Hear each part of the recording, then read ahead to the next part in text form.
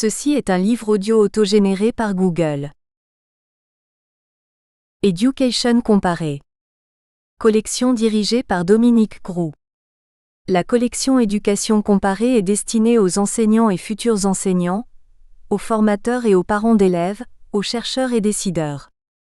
Elle veut montrer l'utilité et les bénéfices que l'on peut attendre de la démarche comparative dans le domaine éducatif, et la nécessité absolue de mettre en place des échanges au niveau des collèges, des lycées et des universités. Déjà paru. Groux et M. Cantisano, Professionnalisation et e-learning, 2012. 50 Garcia, le français au Cap-Vert. Contribution à l'histoire de l'enseignement-apprentissage du français, 2012. C'est m'entendons dire, la citoyenneté européenne, 2011. G. Langouette, les inégalités entre États et populations de la planète, 2011.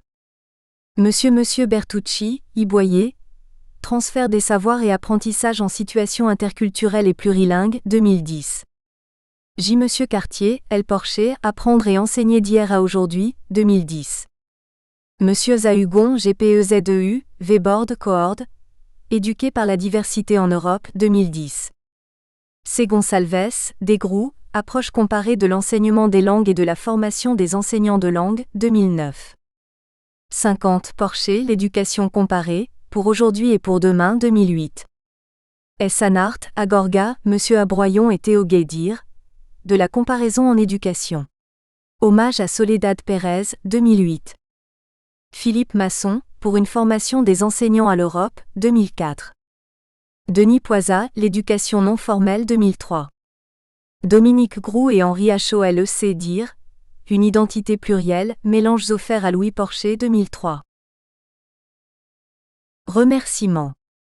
Cet ouvrage est une version remaniée et réactualisée de ma thèse de doctorat, dirigée par Jean-Yves Trépeau. Le jury présidé par Jürgen Schriever était composé d'Anne Barrère, Jean-Paul Paillet et Bénédicte Zimmermann. Je tiens à exprimer toute ma reconnaissance à Jean-Yves Trépeau pour la confiance qu'il m'a témoignée, la sûreté de sa guidance et l'intérêt porté à mon travail.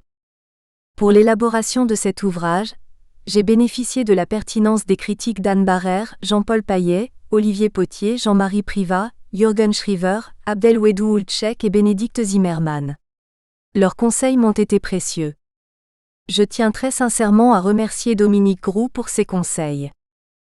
La recherche qui est à l'origine de cet ouvrage n'aurait jamais eu lieu sans la collaboration de 3 directeurs d'école, Madeleine Capone, Siegfried Hess, Georg Langevin et l'ensemble des collègues français et allemands qui m'ont aidé dans la réalisation de mes observations ou pris du temps pour répondre à mes enquêtes. Qu'ils soient ici remerciés ainsi que Monique Kurtz pour la relecture du manuscrit. Et enfin, en dernière instance, je remercie de tout cœur mon mari Daniel et mon fils Mathieu. Sans leur compréhension et leur soutien sans faille, ce travail n'aurait pas pu aboutir. Préface. En s'attaquant à une question de mise en perspective de 2 modes d'exercice du métier d'enseignant du primaire en France et en Allemagne, Michel Haas affrontait un problème redoutable, celui de la comparaison de 2 mondes.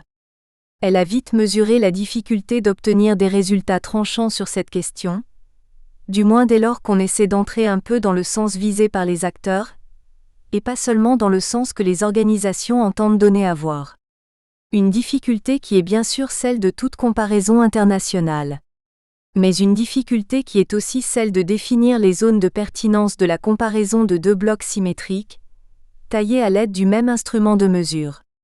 C'est pourquoi le choix opéré par Michel Haas d'une série d'éclairages croisés sur les relations établies au sein du lieu d'exercice professionnel fut judicieux. Michel Haas a trouvé une problématique appropriée à son objet d'étude, plus ou moins dégagée des joutes des spécialistes de la comparaison. Formulé directement, l'enjeu consistait à repérer les formes plus ou moins stables de dispositifs de travail se situant à la croisée des différents règlements, formations, mais aussi habitudes, d'une part et d'autre part, des initiatives d'allure disparate qui les débordent ou du moins les excèdent. Le premier centre d'intérêt concerne donc les différentes couches de politisation que l'institution met au point pour peser le plus possible sur la circulation des savoirs scolaires. Des dispositifs d'imposition de comportements scolaires acceptables et aussi des dispositifs de médiation, plus ou moins stabilisés par des textes ou des usages, par où s'opèrent des ajustements. Le second porte sur des configurations événementielles, qui traduisent à des degrés différents de cristallisation, des attentes, envies, insatisfactions et protestations des acteurs impliqués. On peut remercier l'auteur d'avoir permis de comprendre que ces deux types de dispositifs s'implantent, s'organisent et se maintiennent différemment en France et en Allemagne. Encore fallait-il trouver la juste approche de ces petites différences qui font la différence. Michel Haas a su mettre à profit sa capacité de se mouvoir avec aisance dans deux espaces culturels différents, au point de pouvoir être tantôt une enseignante en Allemagne, tantôt une enseignante en France. Une capacité assez rare, il faut le reconnaître. Aucun artificialisme dans les situations comparées. Quand Michel Haas parle de la situation allemande, avec parfois une pointe d'envie qui pourra passer pour un manque de distanciation, elle parle de ce qu'elle a pratiqué elle-même et non de ce qui peut être parcimonieusement donné à voir à une invitée. Il en résulte une succession de remarques sur des aspects de la sociabilité enseignante, qui sont sans doute très difficiles à réunir et qu'on ne voit pas si souvent réunis. Cette attention aux détails festifs ou réglementaires, aux espaces de travail et à leur mode d'appropriation, est souvent un vrai bonheur de lecture. À certains moments, on s'installe pleinement dans le regard empathique de Michel Haas et on a l'impression que toutes ces originalités auraient dû être décrites depuis longtemps. Il y a là des notations qui font apparaître quelque chose comme un idéal type wébérien, c'est-à-dire une mise en forme qui force parfois le trait pour nous indiquer comment l'objet est travaillé par les dynamiques sociales. À bien des égards donc, ce texte est précieux pour la connaissance des pratiques pédagogiques, qu'il propose d'aborder par leur dimension la moins étayée et peut-être la moins réflexive. Ce champ de réflexion reste encore trop peu documenté, et on peut féliciter Michel Haas d'avoir osé s'y aventurer. Jean-Yves Trépeau. Professeur de sociologie. Laboratoire lorrain de sciences sociales. Université Paul Verlaine, Metz.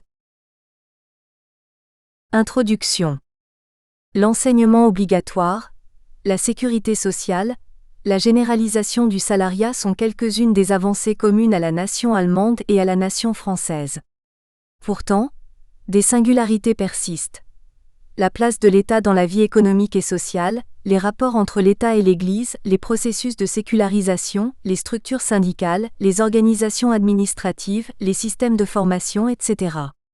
La majorité des institutions du travail restent inscrites dans le cadre de l'État-nation dans ces deux pays, d'après la sociologue Bénédicte Zimmermann.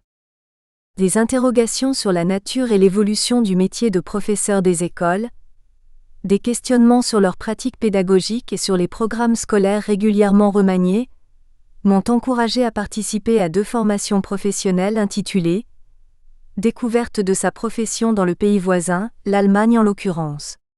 Ces deux stages, effectués à 1 an d'intervalle, se sont déroulés à Brême, le premier à la Freie Universität et le second dans une Grundschule. De la sorte, j'ai eu l'opportunité d'assister à des cours de pédagogie et de didactique réservés aux futurs enseignants, d'observer des Grundschullehrer en exercice et de questionner différents acteurs, étudiants, formateurs de l'université et enseignants de Grundschule.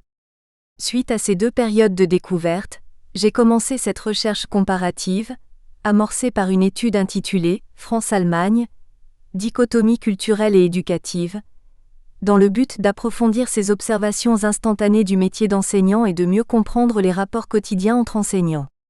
Ainsi j'ai choisi une micro-institution du travail, à savoir une école élémentaire et 2 Grundschulen, et j'ai axé ma recherche sur la construction des relations professionnelles chez les enseignants français et allemands. Des sociologues de l'éducation, comme Anne Barrer, Agnès Van Zanten ou Jean-Louis Derouet, ont relevé dans leurs recherches respectives que les manières de faire face aux contingences scolaires changent avec la diversité des configurations locales. Renaud Saint-Saulieu et Denis Ségrestin, deux sociologues des organisations, ont fait le même constat pour les entreprises. Les relations au travail ne sont pas isolées du cadre dans lequel elles s'expriment. L'entreprise se confond comme l'école avec un foyer de production identitaire dans lequel s'institue une microculture. Tout en reconnaissant l'impact du milieu proche et l'intérêt des comparaisons de ce type, j'ai privilégié le contexte national. À ce sujet, Marilyn Osborne, Patricia Broadfoot, Arlette Brucher et Michel Gilly ont constaté dans leur étude comparative que les différences entre les zones d'implantation des écoles d'un même pays sont négligeables comparées aux différences dues au pays d'origine. 1993 page 148. Les relations entre enseignants forment le cœur de cette recherche. Sans remettre en question les interactions primordiales entre les écoliers et le professeur des écoles, je n'ai pas étudié ces relations asymétriques qui touchent la socialisation des élèves, alors que je me questionne sur la socialisation professionnelle des enseignants allemands et français. Partant de là, je me concentre sur les types de relations professionnelles vectrices de leur identité collective construite non pas sur la scène officielle de l'école qu'est la classe, mais dans ses coulisses, la salle des maîtres. Pour élaborer cette recherche, je m'inscris comme la sociologue Anne Barrère dans le projet d'une sociologie compréhensive. J'étudie les dispositifs, des plus ténus aux plus organisés, qui lient et socialisent les enseignants au sein de leur école en articulation avec les politiques éducatives et les contingences culturelles propres à chaque nation. Le pouvoir heuristique et la distanciation instituée par le biais de la comparaison s'avèrent à mes yeux essentiels. Toute étude dont la motivation n'est pas uniquement descriptive se doit de s'appuyer sur la comparaison. 1997 page 20 déclare avec insistance le sociologue Jean-Vincent Pfirsch dans sa comparaison des goûts alimentaires des Français et des Allemands. Ce n'est qu'en se comparant qu'on peut parvenir à se connaître et à s'améliorer, remarque Louis Porcher. Cette approche voulue de nature comparative m'a conduit à décoder dans la première partie l'univers des comparaisons avant de développer mon objet de recherche. Le premier chapitre porte sur les comparaisons internationales.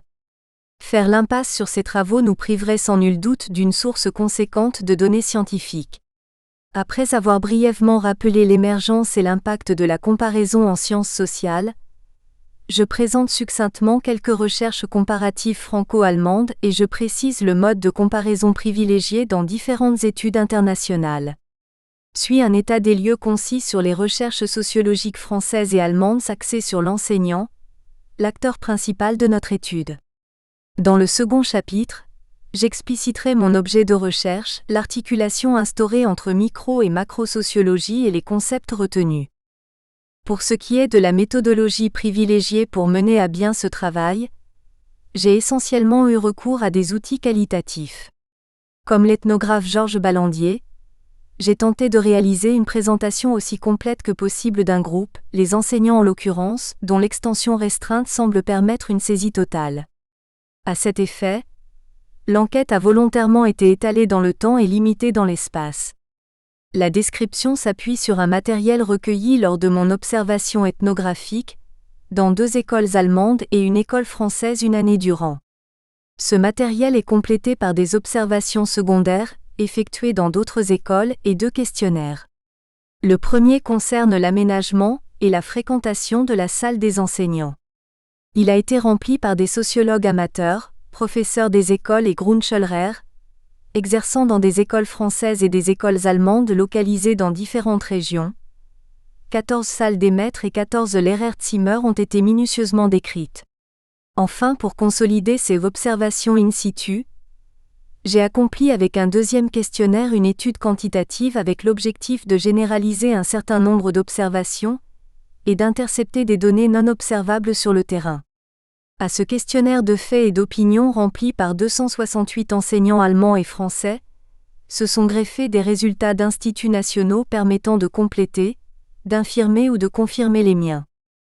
Le cadre spatial, où les routines et les sociabilités prennent un sens, et le profil personnel et professionnel des acteurs sont décrits et analysés dans la seconde partie divisée en 3 chapitres interrogeant dans l'ordre. Les acteurs, à savoir les professeurs des écoles et les Grundschullehrer, l'espace, la salle des maîtres en l'occurrence animée d'objets et d'artefacts, et le vécu commun et quotidien des enseignants. Avant de se polariser sur les interactions entre les acteurs, il me semble essentiel de préciser leur profil personnel et professionnel. Ainsi, le premier chapitre traitera de l'identité personnelle et professionnelle, une des grandes catégories sociales auxquelles l'individu peut appartenir ouvertement, génération, sexe, classe, régiment, etc. Erving Goffman, 1984 page 182, des enseignants. Pour ce faire, J'ai construit un questionnaire composé de variantes personnelles, âge, sexe, religion et professionnelle, ancienneté de service, ancienneté dans le même établissement. Dans le chapitre suivant, je décris et analyse les interactions qui s'établissent entre les acteurs et les objets. Comme le souligne Bernard Cohen, l'utilisation du concept d'interaction en sciences sociales se réduit fréquemment à une analyse des relations interpersonnelles et le fait que l'interaction soit d'abord une interaction avec un environnement peuplé d'objets physiques n'est pas assez pris en compte en sociologie. 1998 page 479. J'ai tenté d'éviter cet écueil. Tout d'abord, je m'arrêterai sur les différents traits architecturaux propres aux écoles élémentaires et aux Grundschulen. Par la suite, mes observations se focaliseront sur les salles des maîtres et les Lehrerräume, les coulisses de l'école. Celles-ci sont équipées d'objets variés, des ressources propres à stimuler des liens, à encourager des pratiques et à participer à une véritable construction, qui rendent silencieusement compte des relations instaurées entre enseignants. Dans le 3e chapitre consacré au moment de rencontre entre enseignants, c'est la gestion du temps de travail sans élèves qui sera exploitée. Les micro-rites, les routines et les sociabilités productifs seront étudiés avec minutie sans laisser pour compte les objets avec lesquels les enseignants entrent en interaction dans la salle des maîtres ou la Lehrerzimmer. Ces outils, en dehors de leurs fonctions utilitaires, exercent aussi une influence sur les routines et les sociabilités. Le lecteur aura l'occasion de découvrir les relations professionnelles privilégiées par les enseignants allemands et français. Des rituels et des dispositifs organisationnels rythment les rencontres entre les professeurs et offrent des dérivatifs pendant l'année scolaire. Ils sont appréhendés dans la 3e partie où la prise en compte du temps passé ensemble l'emporte sur l'espace, les routines et les sociabilités productives. Une description et une analyse des pratiques collectives officielles et officieuses avec et sans élèves, jointes aux représentations professionnelles des enseignants, aux contingences culturelles et aux politiques éducatives respectives, sont proposées dans les 2 premiers chapitres. L'outil ethnologique et comparatif, élaboré afin de mener à bien cette étude des dispositifs organisationnels et symboliques activés par les enseignants durant une même année scolaire, figure en annexe. Il s'agit d'un tableau comparatif sur lequel figurent les travaux d'équipe et les événements collectifs communément reconduits, d'une année scolaire à l'autre. Dans le chapitre consacré aux écoles élémentaires, je retrace la pratique des rituels réglementaires, les réunions prescrites et analyse leur impact sur les relations professionnelles. Par la suite, je développe les temps forts comme la répartition des élèves, les échanges de services ou la visite de l'inspecteur. Enfin, je clôt ce chapitre par une analyse descriptive de la pédagogie de projet. Le second chapitre traite du travail en équipe dans les Grundschulen. Les rituels réglementaires et festifs sont décrits et analysés de manière à comprendre les relations professionnelles. Suit l'étude des dispositifs organisationnels engageant l'équipe de Grundschulrer. Des types spécifiques de remplacement, le travail en team, l'Einschulungstag, le Lehrertag et le Schulprojekt. Dans le dernier chapitre, 2 logiques civiques différentes se verront confirmées tout comme 2 identités professionnelles spécifiques. À l'époque actuelle, les améliorations des systèmes scolaires demeurent un enjeu fort. Pour ce faire, les comparaisons internationales riches en informations s'avèrent fondamentales. Elles sont une source potentielle d'amélioration significative des processus. Cette comparaison ethnographique, qui ne se limite pas aux similitudes et aux différences du métier d'enseignant, rend compte d'expériences vécues, testées et confirmées des 2 côtés du Rhin.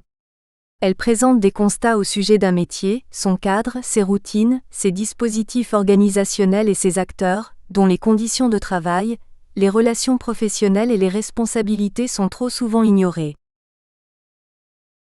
Première partie, comparaison et objet de recherche. 1. Comparaison et sociologie. A. Approche comparative. A. Source des études comparatives. La comparaison dépasse les frontières du temps et de l'espace. Inséparable de l'invention des sciences de l'homme, elle est ancienne. En Grèce, la philosophie politique raisonnait déjà en ces termes. C'est à la fin du XVIIIe siècle et au début du XIXe siècle que la comparaison des procédés scientifiques a véritablement vu le jour. Elle correspond alors à un nouveau gage de connaissance comme nous le fait comprendre Jürgen Schriever dans sa comparaison internationale des sciences de l'éducation, Internationaler Vergleich in der Erziehungswissenschaft, 2000. Selon lui, les sciences de l'homme, avec en appui la comparaison, ont connu leur balbutiement avec Montesquieu 1689 à 1755, du côté français et Wilhelm von Humboldt 1769 à 1859, du côté allemand. Émile Durkheim affirme sans détour dans sa thèse latine sur Montesquieu que ce dernier a contribué à la constitution d'une sociologie scientifique en classant les sociétés par type et espèce.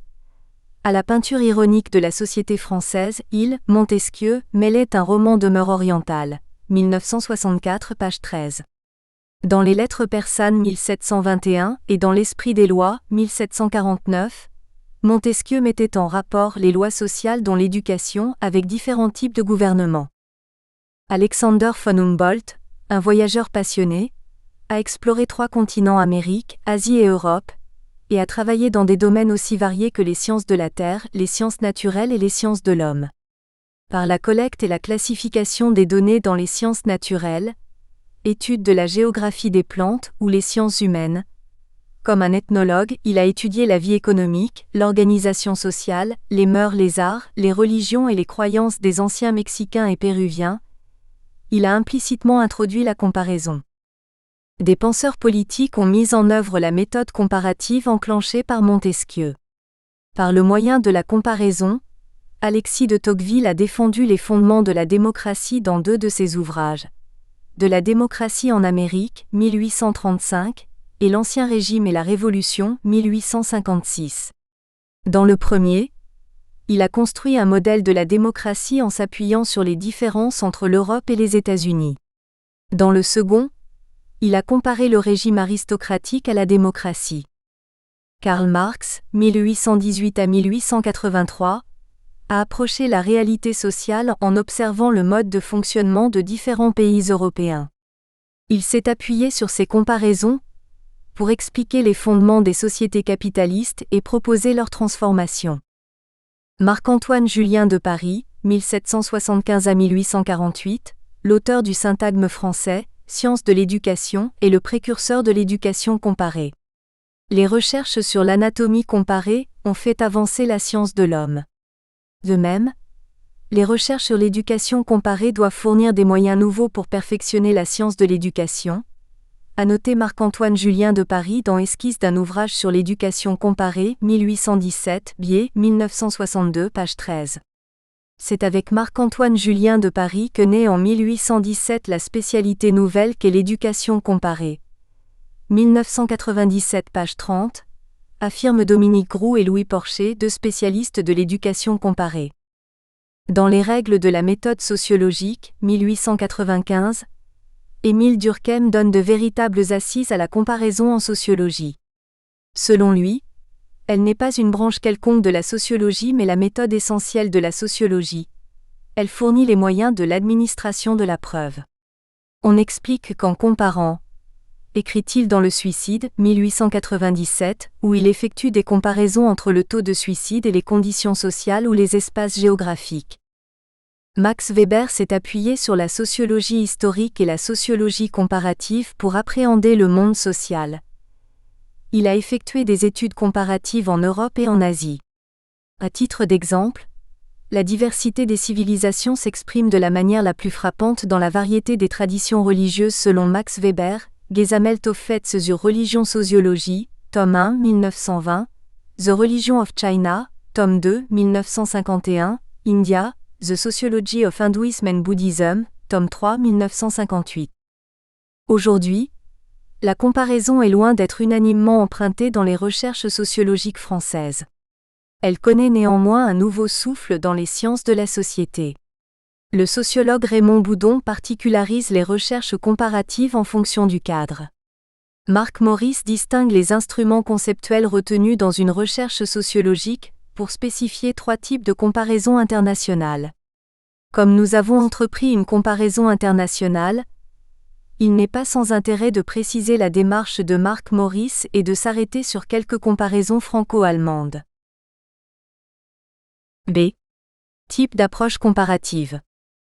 Mark Morris distingue trois postures comparatives, fonctionnaliste, culturaliste ou sociétale. L'imbrication de deux niveaux d'analyse, macro ou micro, continuité ou discontinuité entre les phénomènes étudiés d'un pays à l'autre permet de distinguer et de spécifier ces trois types de comparaison dont les concepts et les indicateurs choisis divergent. Il en a déduit une typologie des approches comparatives en fonction du caractère plus ou moins endogène ou exogène des phénomènes étudiés, dans chaque pays, par rapport au contexte national et en fonction du caractère plus ou moins homogène ou hétérogène que l'on reconnaît aux phénomènes comparés. Le croisement de ces relations verticales et horizontales permet de mettre en évidence la logique de chacun des trois types de comparaison. Chacune donne un statut différent à la nation et à la comparabilité. 1989, page 177. Perspective fonctionnaliste. Le problème fondamental de la sociologie comparative a été posé par Durkheim. Radcliffe Brown, 1980, page 58, qui, avec son école, est l'inspirateur de la démarche fonctionnaliste. Celle-ci met en relation la structure sociale et le processus de vie sociale. Le contexte national reste externe aux phénomènes étudiés, et la relation entre niveaux macro et micro n'est pas vraiment construite. La comparabilité se fonde dans ce cas, d'après Mark Morris, sur le principe de rationalité qui suppose une continuité entre les phénomènes que l'on compare terme à terme dans chaque pays. Morris, 1989, page 180. L'essentiel du travail sociologique consiste à étudier la continuité ou la discontinuité des dimensions structurelles des organisations. Il s'agit de savoir si les données enregistrées dans une nation correspondent ou non à celles enregistrées dans une autre nation. Les chercheurs comparent des équivalents et l'idée sous-jacente de convergence domine. L'étude de Michel Crozier, le phénomène bureaucratique, dont la base est une enquête sur des systèmes bureaucratiques de la fin des années 50, peut être comprise comme une approche fonctionnaliste. Après avoir exposé les résultats de deux enquêtes, la première menée dans une grande organisation administrative parisienne et la seconde dans une organisation industrielle appartenant à l'État, M. Crozier analyse les relations entre salariés. Le rôle et la place des acteurs sont étudiés tout comme les rapports entre individus et entre groupes, et le fonctionnement du système hiérarchique. Cette analyse des rapports humains réels au sein de deux organisations a repéré le caractère central des problèmes de pouvoir dans la genèse du phénomène bureaucratique. Crozier, Monsieur, 1963, page 176. L'auteur compare le système bureaucratique français au système d'organisation soviétique et américain, et justifie sa nature fonctionnaliste de la manière suivante. L'effort de comparaison, qui a été tenté jusqu'à présent d'abord par les ethnologues puis par les psychologues sociaux et par les sociologues a été, nous semble-t-il, trop exclusivement orienté vers l'étude des valeurs. À ce niveau, les différences sont très apparentes mais difficilement saisissables, obscurcies qu'elles sont par des difficultés sémantiques. Nous pensons personnellement que le domaine des institutions, plus précisément l'étude du fonctionnement des organisations, pourra s'avérer beaucoup plus fructueux. Crozier, 1963, page 257.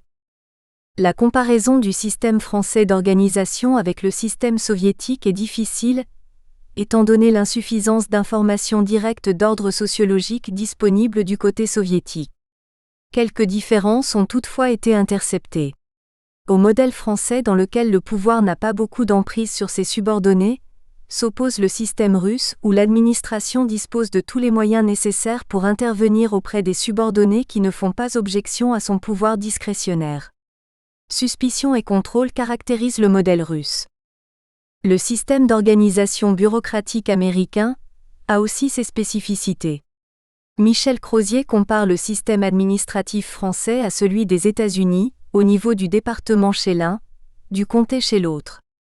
Alors que le préfet possède la responsabilité de toutes les activités administratives en France, il existe un très grand nombre de centres décisionnels autonomes aux États-Unis.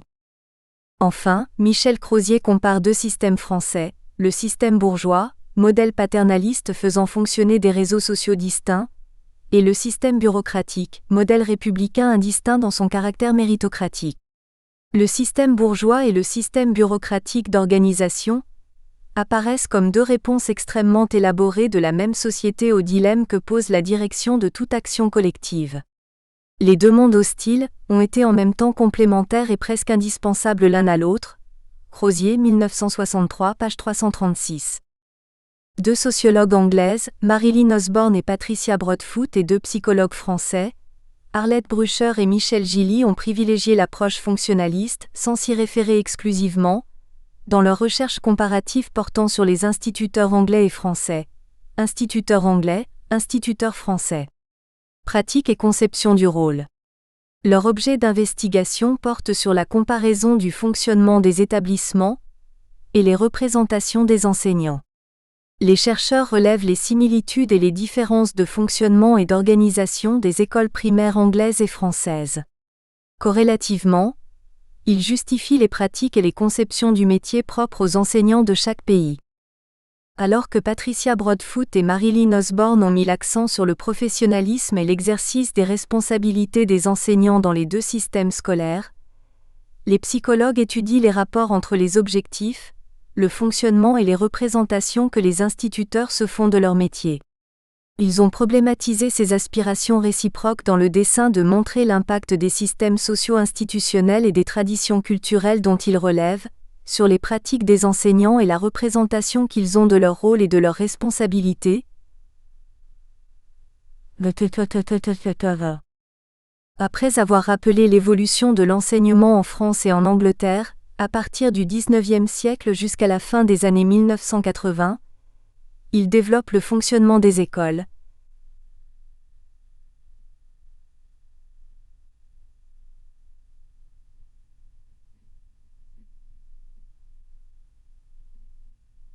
Rythme scolaire, type de classe, un ou plusieurs niveaux, formation des enseignants, déroulement de carrière.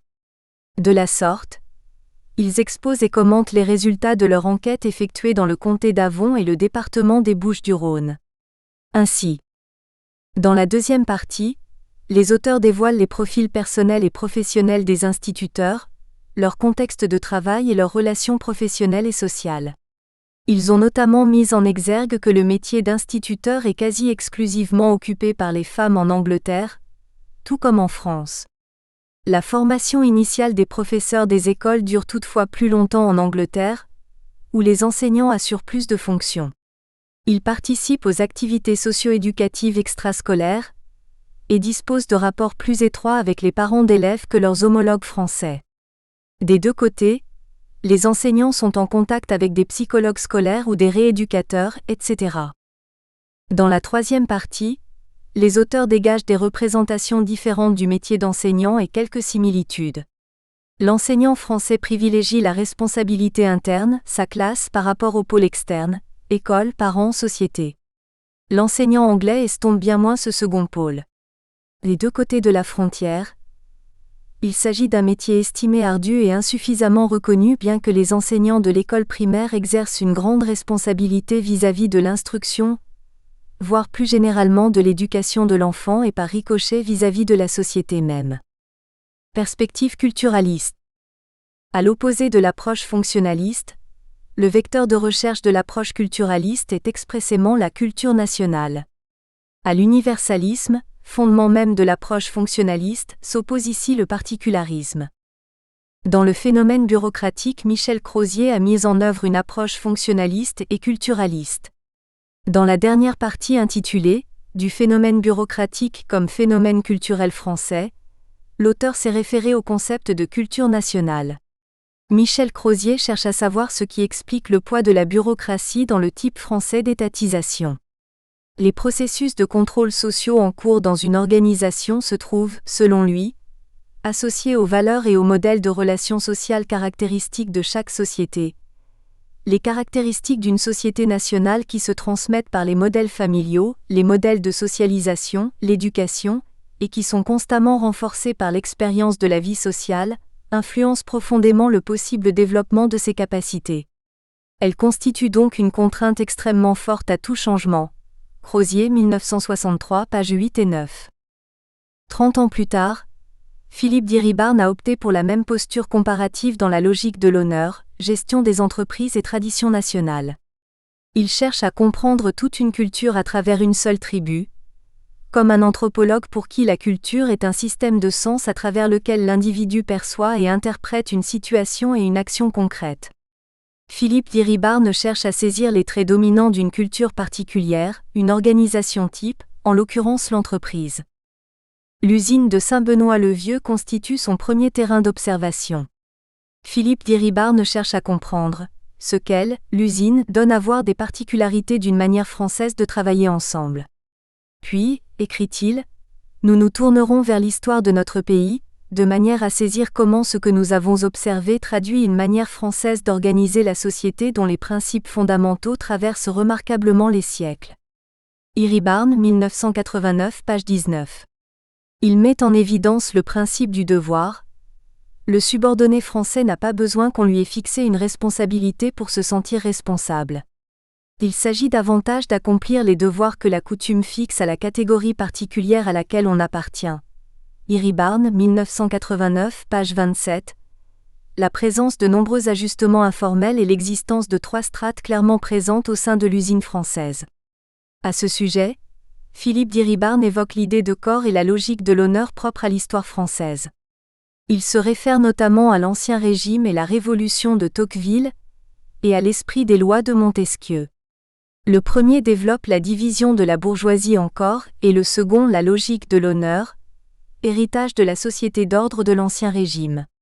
Cette hiérarchie accent aigu révolutionnaire du vil et du noble se retrouve dans les usines, notamment à travers la distance sociale relativement prononcée d'une strate à l'autre.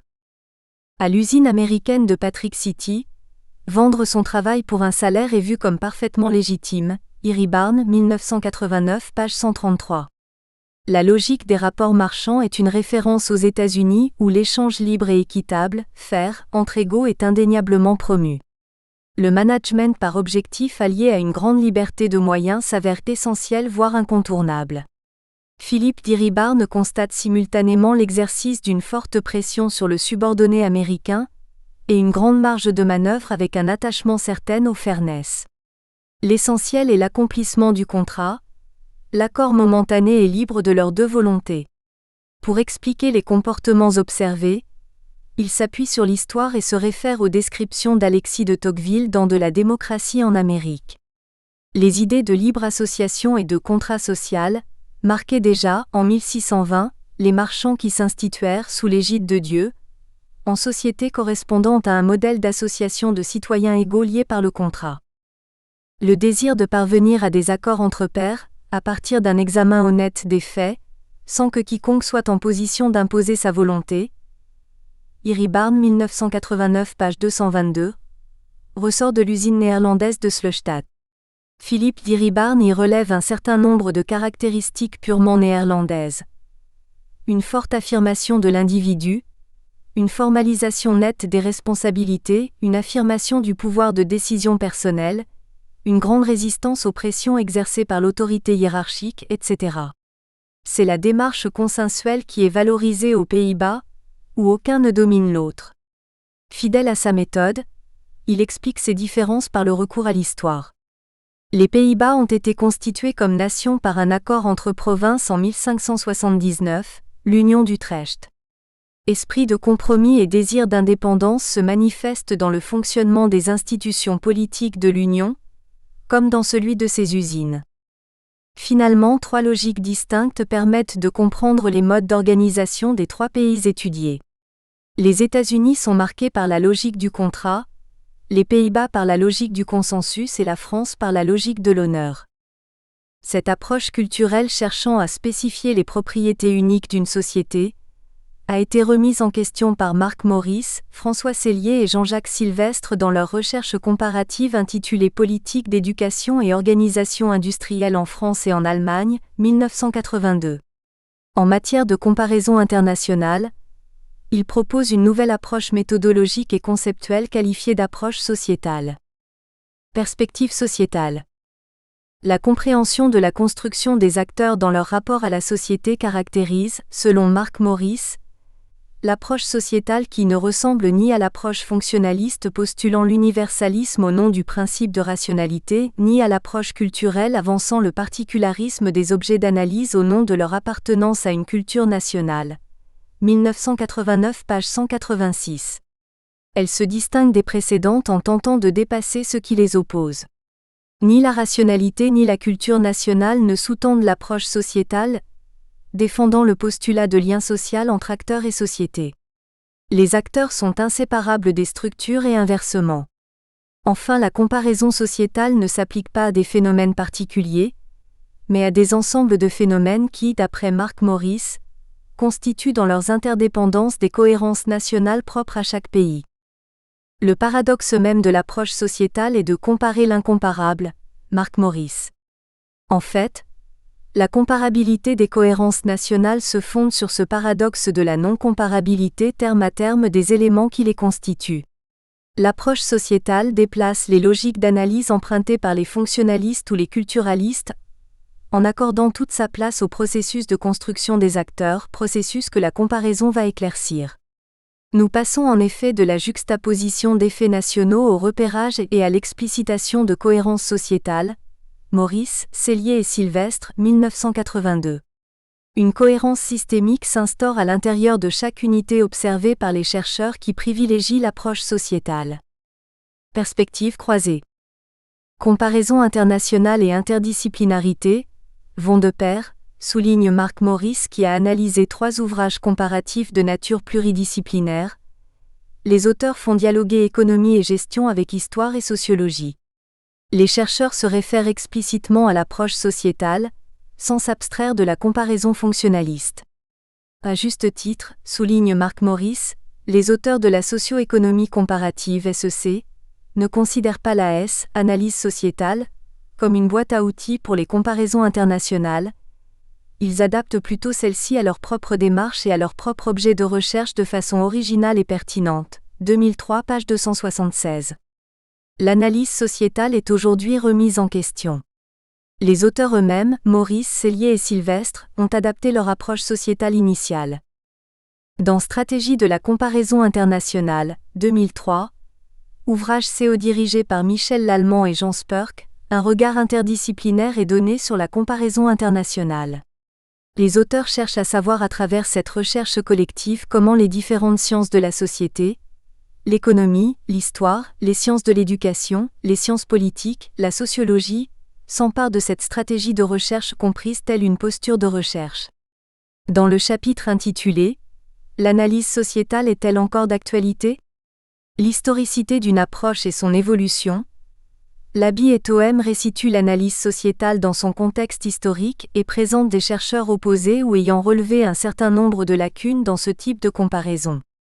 La dimension économique et la dynamique temporo-spatiale ne seraient pas explorées selon certains chercheurs. Les écueils du choix subjectif des catégories d'analyse et le peu de place accordée aux acteurs intermédiaires sont soulignés par d'autres. Dans notre cas, la comparaison équivaut à une stratégie de recherche. Elle permet de mieux saisir les sociabilités, les rapports organisationnels et corrélativement, l'identité professionnelle des professeurs des écoles et des Grundschullehrer.